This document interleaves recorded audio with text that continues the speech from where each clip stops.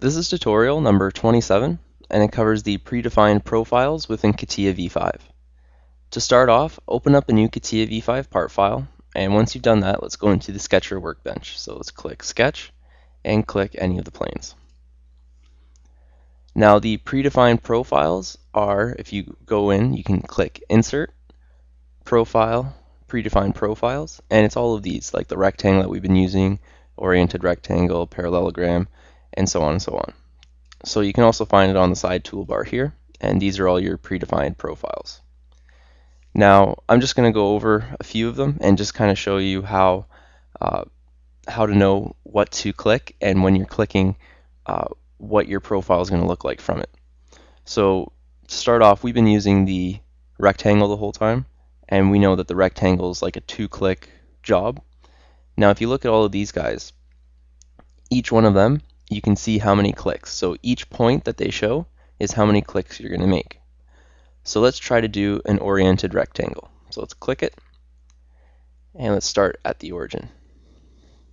So it's 1 click, another click to define the length there, and another click for the width.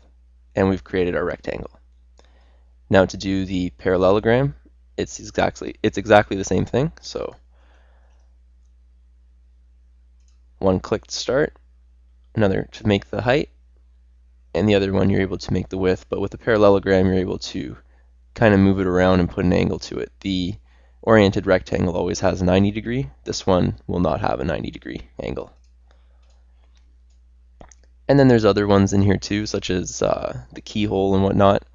So let's just go through and let's click some of them and just see how they work. So let's click on this one, the elongated hole, and it's a 2-click job. So we'll click 1, click 2, and you get to pull it out as far as you want, and accept. So all these predefined profiles, what they're there for is that it's going to be a common profile that you would use, and what they're doing is pretty much just saving you some time in creating it.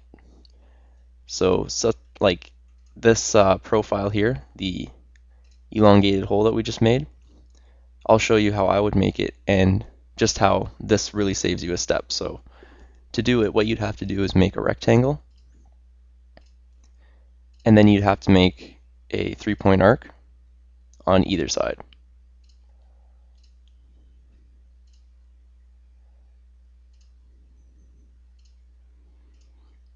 And then you'd have to delete each of these lines, and then you'd have the same thing. So for me, it took me 3 or 4 steps to create that elongated hole rather than one entire step by using this feature. So these features, they'll save you time when you're designing things and when you're creating your sketches, and that's the whole idea why they're there. And that concludes our tutorial on how to use the predefined profiles within CATIA v5.